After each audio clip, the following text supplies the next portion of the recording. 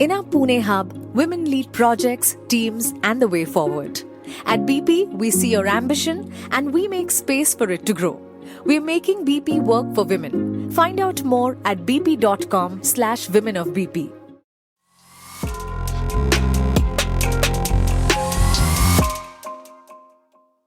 Change has always been a constant in business. But in recent years, it feels like we have been asked to reinvent ourselves almost daily, every day, every moment. Now, for many leaders, the question is no longer when will things settle down? It is how do I keep moving forward when stability may never come back? Welcome back, listeners, to today's episode on BizBlend Podcast. I'm your host, Sana, and today we are going to explore what it truly means to be an architect of change. Not just reacting to disruption, but designing pathways through it. And listeners, my guest, Rick Yvanovich, has built a global footprint across industries and continents, translating decades of experience into practical strategies for thriving in uncertainty. He's not just studied change, he has lived it, led it, and written the roadmap for it. So, listeners, let's dive into this conversation about building something better, even when the ground beneath us is constantly shifting. So, Rick, welcome to the show, and I'm really, really pumped up for this conversation. Thanks for having me, Sana, and thanks for such a lovely introduction. Now, before we start, I'd like to expand a bit on this core belief that I have, and that is we all have the potential to be architects of change. So let me explain that a little bit more. So in the world that we all live in, it's really all about constant transformation. And our task isn't just to keep up, isn't just to keep our head above water, it's to shape the path forward. Every day, our actions, whether they're big ones or small ones, they actually shape our future. And as we discuss things today, Sana, I want everyone listening to remember this. You are your brand, and every single decision that you make is part of the unique story that you're crafting for yourself. How you react, how you adapt, and how you innovate will define your story and your legacy. So as we dive into our conversation today, Sana, let's not just think about adapting to change, but about how we can define it, as we're not just participants, we're catalysts in this ever-changing business as unusual world. So let's get started, Sana. Wow. What a brilliant beginning to this conversation, Rick. I think that is a really, really empowering way, especially when it comes to change, because most of us, we're always in that rat race to adapt to it, but not becoming the catalysts of bringing change. So yeah, that's really empowering. Okay, let's begin. So, Rick, let's start with your journey first. I mean, you have lived through countless business cycles and disruptions. We are seeing a lot of disruption right now, whether it's technology, whether it's economy, it's global, geopolitical. I mean, there are so many factors affecting change in our everyday lives, whether it's professional or personal. So, in your eyes, what makes this era of change fundamentally different from the ones you have seen before?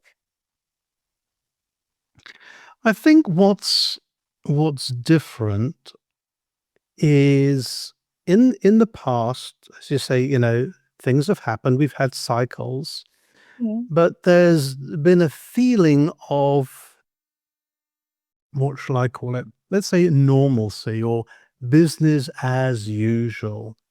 And this is really where the architect of change came from, because during the pandemic, the COVID pandemic, which was a cycle, which was a happening that literally no one, or if I believe no one, had ever experienced before. There was no playbook. And during that, the business leaders, that I come regularly into contact with, too many of them and people around them were saying, when this is over and we get back to business as usual. And that used to really, really, really wind me up because I thought, hey, get real. There's no going back to usual. You can't put Jack back in the box. All of this is unusual. So this, coined the term business as unusual, and was actually the name of a book that I ended up writing and publishing during the pandemic. And the subtext of that book is how to thrive in the new Renaissance. And I believe that's where we are now. As we've all experienced in the last, ever since the pandemic, 2020 till now, so the last 4 or 5 years, just when you think it's over, and you think it's going to go back to normal, something else has happened. There's been some kind of shock, whether it's a natural disaster, whether it's a geopolitical thing, and it's just going on and on and on. So it's just underlining the fact that there is no going back to usual. There is no going back to normal. We are living in a world of business as unusual. Things are going to continue to keep happening, and we need to be more resilient and agile to deal with them. Now, where the architect of change comes into this sort of context is, in my book, one of the tools that I gave to help people put structure back into their lives and meaning back into their lives is to use the metaphor of a castle, because we can all imagine what a castle is. However, the castle that I'm describing has different components, has got different buildings in it, and they each represent a different aspect of life. Okay. And so just like if you're building, you are the architect building your own castle. You are constructing your own life. However, we can only lay like one brick a day. So we have to lay that brick with intent. There are about 8 buildings in the castle, 8 different aspects of our life. So we can't look after them all at exactly the same time. We have to make a choice. And that's a really, really hard choice to make. And that's why I say that with the architect of change, because business and life is all about change, it's constant change, and we have to make conscious decisions to decide how we lay our bricks, how we take those steps, how we move forward. That definitely calls in, to bring a lot of mindfulness and intention and clarity into build our castles brick by brick. So, Rick, also, did you think, especially leaders today, are they overestimating how unique these challenges are or underestimating them? Both. I think both. At the end of the day, when we're hit with something, when something new happens, if it really is that new, if we have no playbook for it, and these are the really unusual ones, the real curveballs that are being thrown at us, we don't know how disruptive they're really going to be. So to one extent, we can underplay how disruptive they are, okay? And oops, we might slip up because we soon realize, oops, they really are highly disruptive, and so therefore, we didn't give them enough attention. On the other hand, if we think the world's going to end type of thing with every single one of these unusual things, you might get the opposite. So it's a tricky thing, and so that's where where balance comes in. Okay, and the challenge that we have is to seek to achieve balance. And when I say balance, I'm talking about achieving balance in all the elements of my metaphorical castle, because we're architecting our lives.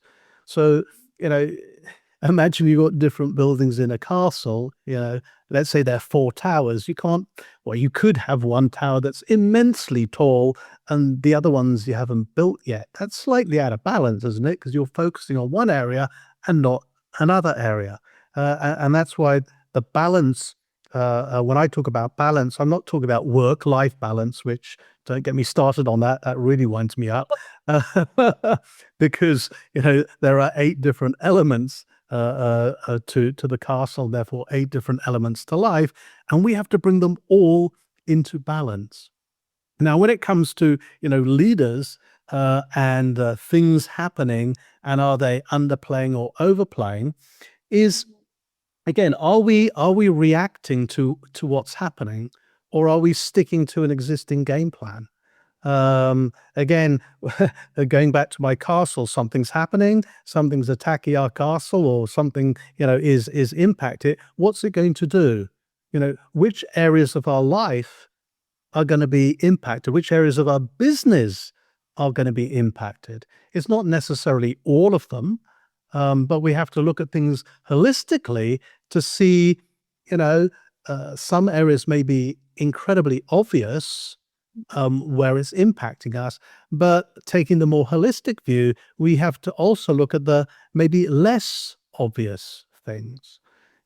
One of the unusual things that have hit people, although it's not necessarily unusual these days, is several years ago, generative AI came out, and ChatGPT came out, and, there's all sorts of scenarios popping out about that. It's going to take over all our jobs. All right. That's not quite true. It's going to save us, gazillions of money, and we need less people. Well, that hasn't necessarily manifested either in lots and lots of firms. And like all of these things happening is, maybe it's still too early to find out what the impact of it's going to be, apart from it is major. And there isn't a playbook. We can't look up an instruction manual and tell us, what is this going to do to us? So it's very, very evolving. And a bit like the pandemic, something brand new that we weren't prepared for. These are the type of happenings that I think are going to become more and more common. And therefore, it's important for us to have a clear idea of where we're trying to go and how we're trying to get there. Because the risk is stuff happens and then we start reacting to it and we lose the plot. Yeah, that makes sense.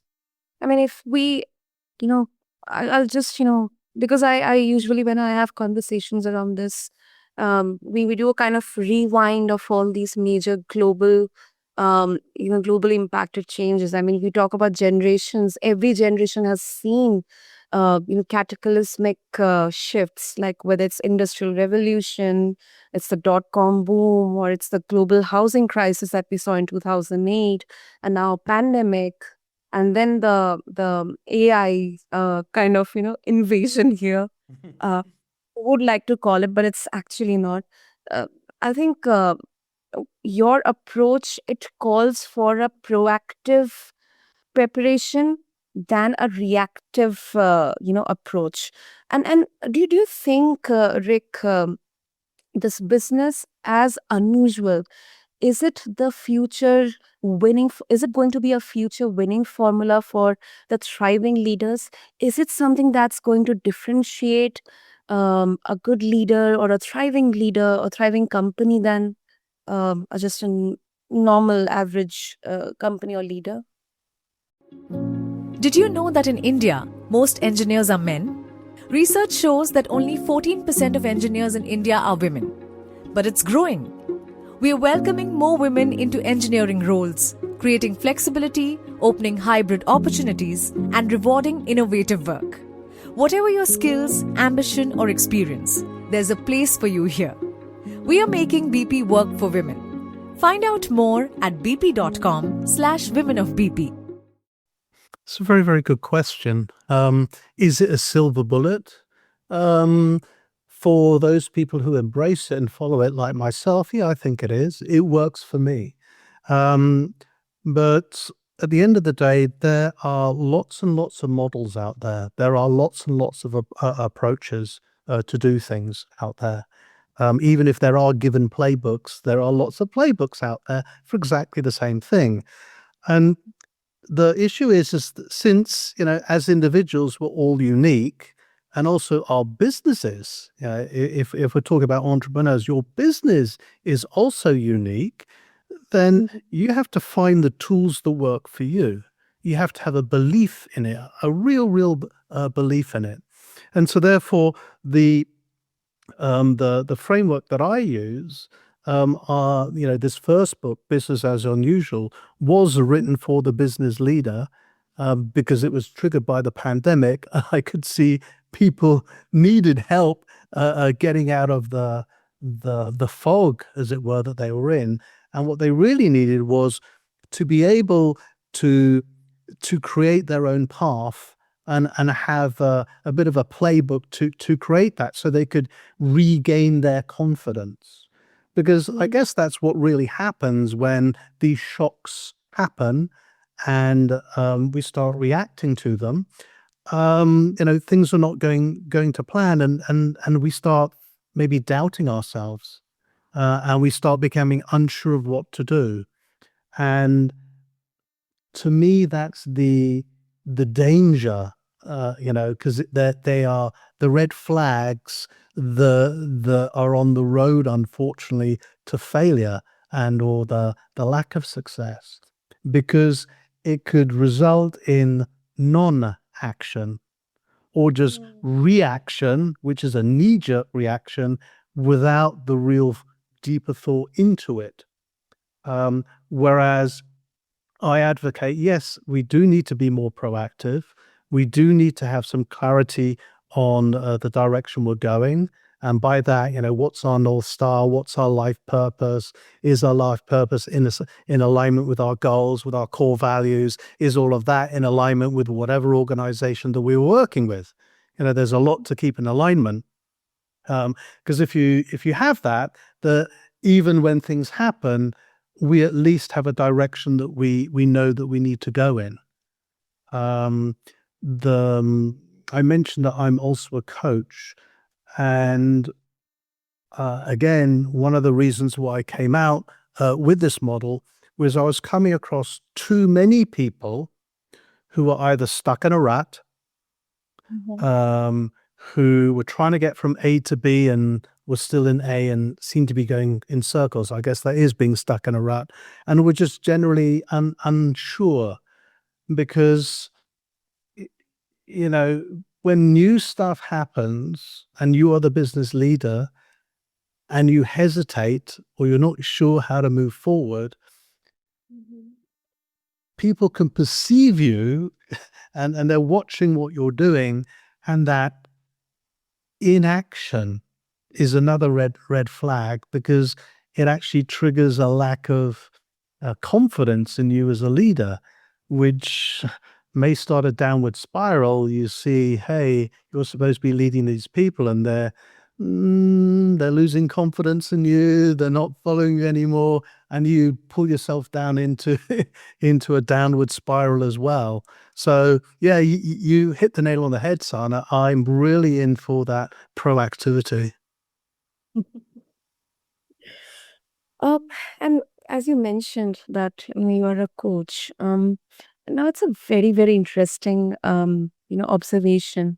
Have you found this habit easier to adopt in established companies or in startups? Because um, generally people would say, okay, startups, they are more dynamic, they are flexible, um, and a founder has, they are already prepared with that mindset. They have kind of signed that consent form that I'm already there to, kind of fight head on with those changes or those shocks. So what's your observation on this? It's always driven by the individual. At the end of the day, some individuals um, embrace models like this because, the change begins with themselves. So you've got to be open to change. It's a bit like if they were a coachee, a client that a coach is coaching. In order to be coached, the coachee needs to be open to coaching and be willing to be coached. Yeah. All right. If they're resistant to any change, then they're potentially uncoachable. So you've got to start with yourself. So it doesn't really matter what the organization is. However, to reframe your question in a different way, if you take an individual who's embracing these changes and is growing and is changing their mindset, okay, how do they then cascade that into the organization around them? Aha. Well, again, the smaller, more entrepreneurial organization may be more open to that, especially if that person is one of the leaders. If it's a much larger, more established organization, with hundreds of people, or thousands of people, significantly larger than that small entrepreneurial SME venture, then yeah, that's a lot more people that you have to try and convince and trying to overcome their resistance to change. True, true, true. And yeah, do you think, Rick, that resources sometimes become a barrier, making these large, enterprises or big companies slower to change than they should be? Or is it something kind of intrinsic, because of It's I believe it's a cultural thing. Um, maybe I'm being far too stereotypical there and saying, "Hey, large organizations are hard to change." They're hard to change. In respect that they are massive. If you have 100,000 people in the organization and you're trying to change something, well, that's going to be harder than if there are only 10 people in the organization. Because if it's going to be human led and it's going to require the change in behavior of people, is just more people to change behavior.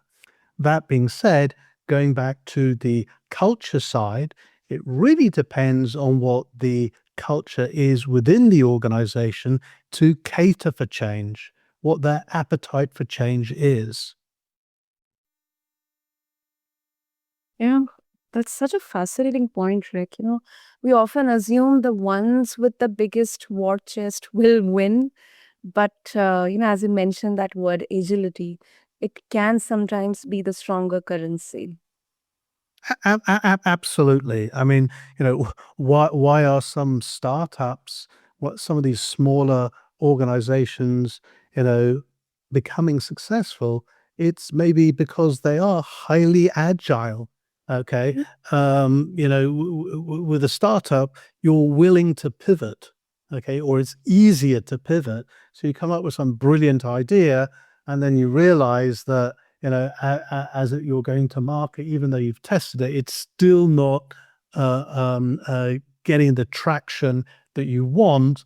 But then you notice something else, and you might be able to pivot to something even better. And I've seen that in my coaching of startups. There's several of them started, their business was ABC, and then, within years, they're now doing XYZ, which is far, far more successful for them. Hmm. Yeah, that is so true. That is so true. Um, and another aspect of this uh, becoming proactive towards change or business as unusual, especially in a business setting, is how leaders, they have that communication or dialogue with their team members or with their people, because sometimes the people who are working with you or the team who is working with you, they may feel out of place or not included in those plans of change. What's your opinion on this, Rick? But there are a few aspects of this. If, should we say, the leadership of the organization has decided that a change needs to happen, whatever the change is, it's how are they going to communicate that change? Are they going to just tell the organization, we were before, our strategy was to go left, and now our new strategy is to go right. And it's just, that's it. No negotiation. We're just telling you, now let's go. That's one way of doing it. Or is leadership communicate here in a different way, getting input from other people and ending up with a solution that gets us to turn right, which appears to be a solution generated through discussion with the organization. So do you want to follow what someone says you have to do?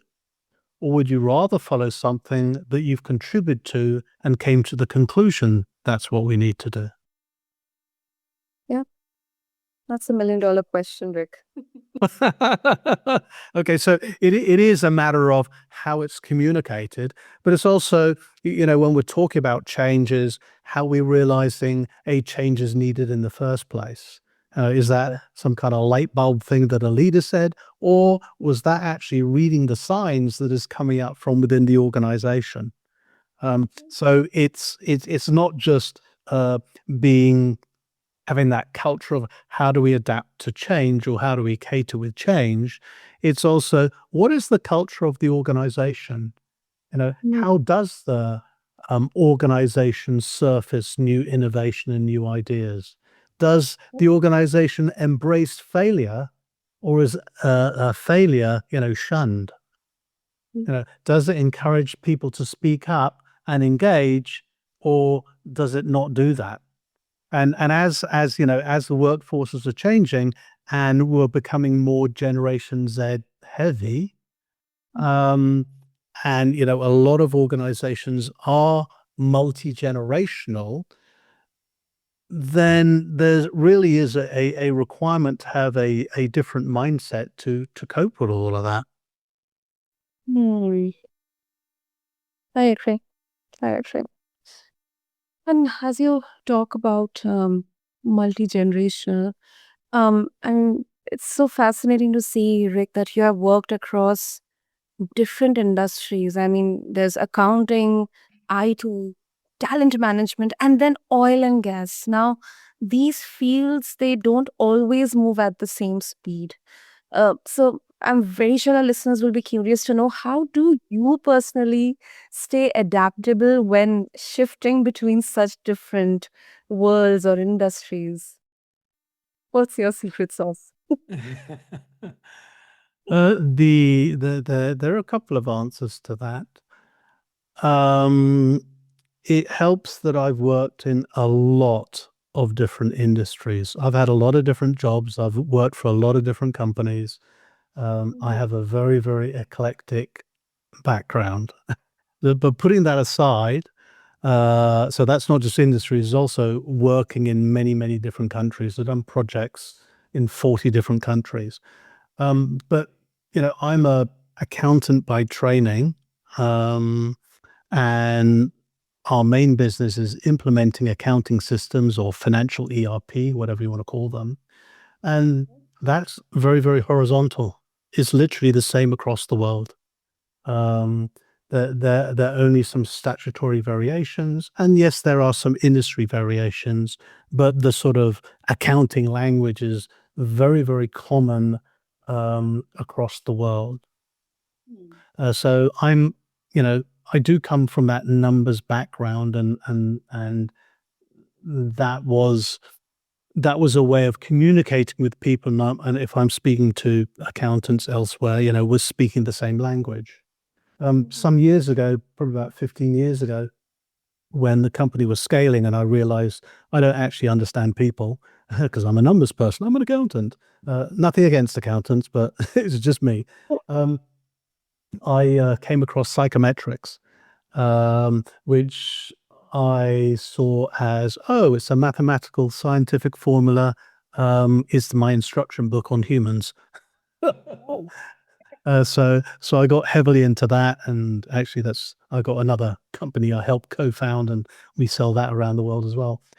So yeah, I understand the similarities and differences between people. Okay, we are all fundamentally the same, but we're not exactly the same. I said right at the beginning, we are all unique because we are human, and we are unique because we are human, and because we are human, we are unique. Um, and so, although I can go from country to country and some things are similar, there will always be nuances that are different. And I I guess you got to go out there and you got to understand that and you got to experience it. Okay. Traveling, living, working with different nationalities, visiting different places that are on the planet. And you will see the similarities and you will see the differences.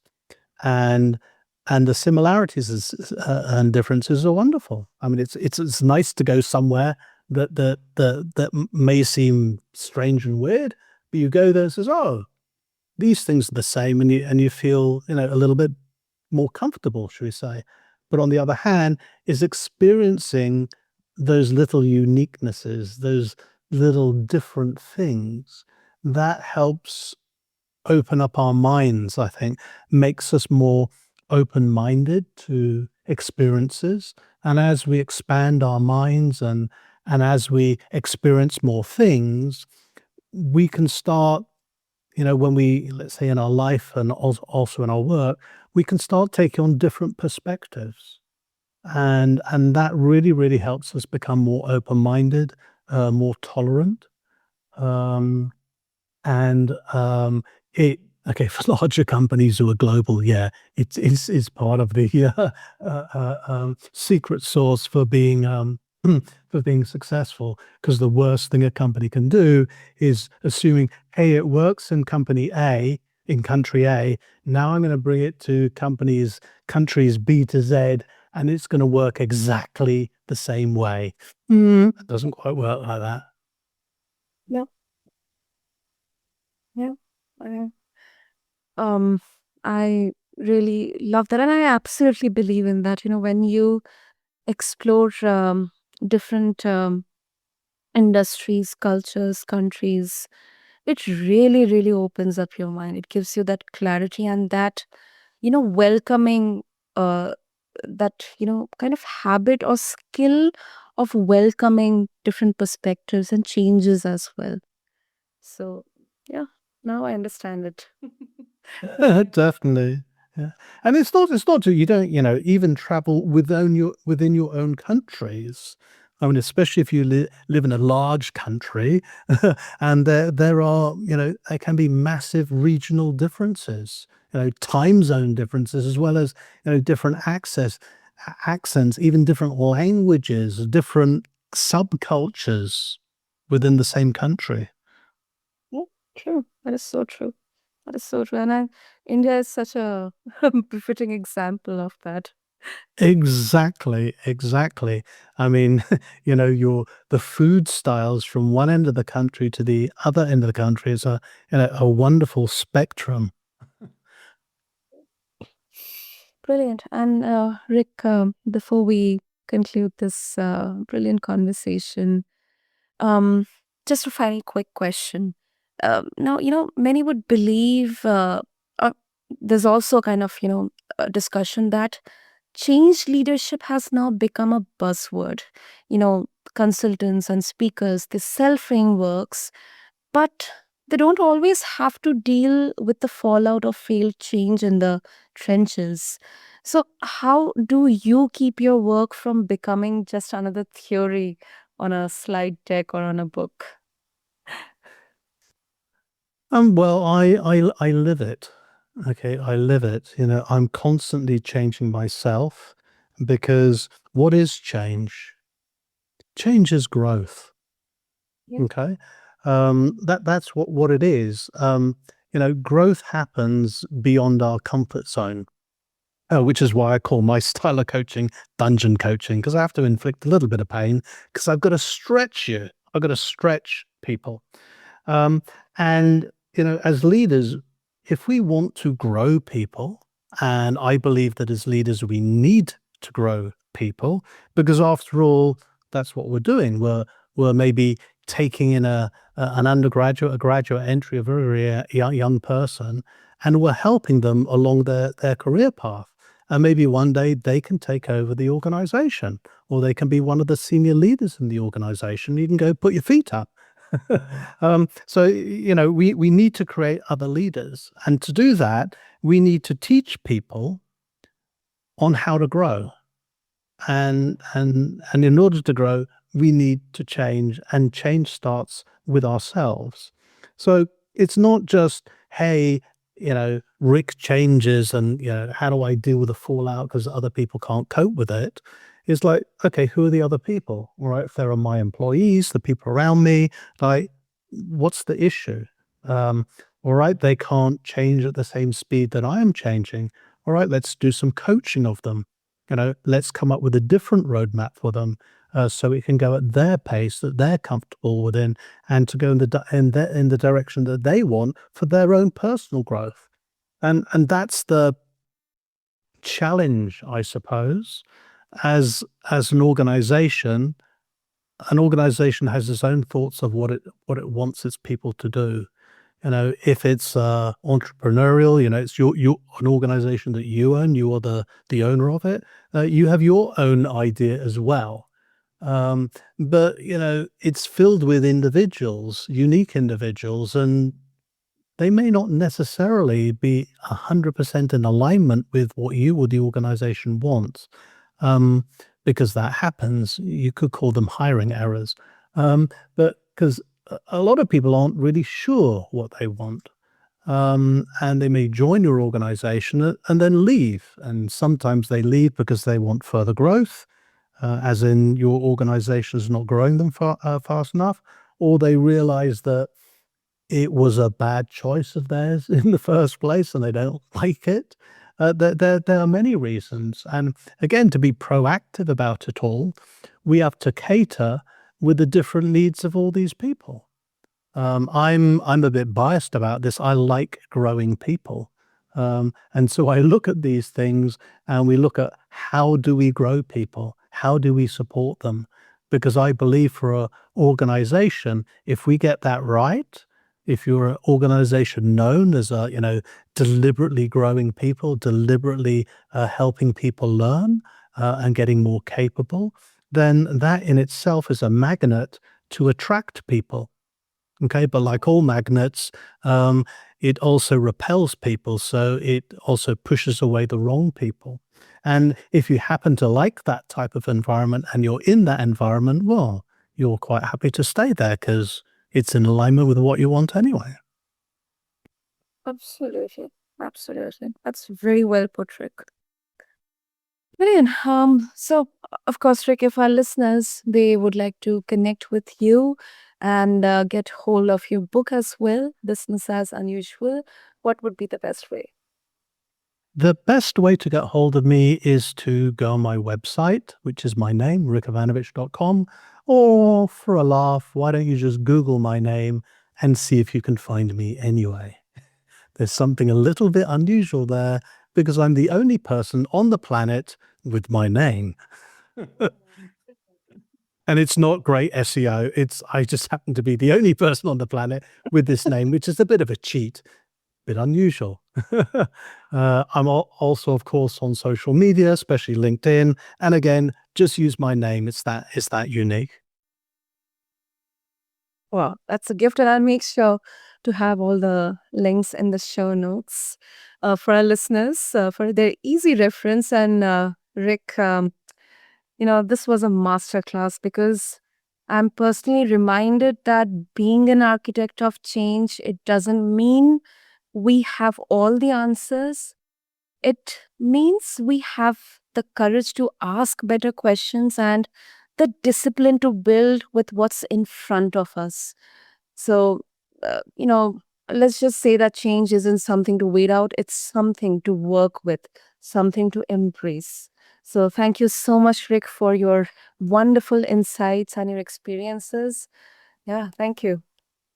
Thank you, Sana. And as we close, I just want to remind everybody and leave everybody with just a final thought. Please remember, you are not just a participant in this ever-changing world, but you're an architect shaping the course of your life, your career, and the world around you. I encourage you all to embrace the change and define it rather than just react and adapt to it. Be that catalyst in your own business as unusual world. The transformation always starts with you, and I'm eager to hear about your journeys. So, Sana, really thank you again. I can't express my gratitude enough for letting me speak on your wonderful podcast today. It's been a really fun conversation, and I hope our listeners have enjoyed it as much as I have. And to all listeners, I really appreciate your time and attention. And I look forward to hearing from some of you, learning from your experiences, and perhaps sharing some more in-depth future discussions. Thanks again, Sana, and to all our listeners for this wonderful exchange. Thank you, Rick. Thank you so much for your beautiful words. And before we wrap up, I'll just leave with this question or with this thought. Now, for every leader, founder, or dreamer who's tuning in, maybe the question isn't when will things go back to normal, but what am I willing to build now that I couldn't before? With this, we conclude this brilliant episode, which has been a masterclass on the BizBlend podcast. Until next time, keep blending courage with curiosity on your own path of change. Thank you.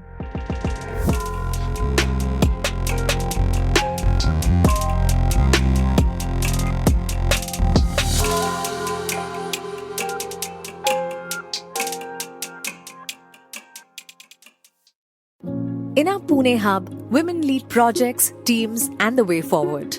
At BP, we see your ambition and we make space for it to grow. We're making BP work for women. Find out more at bp.com/womenofbp.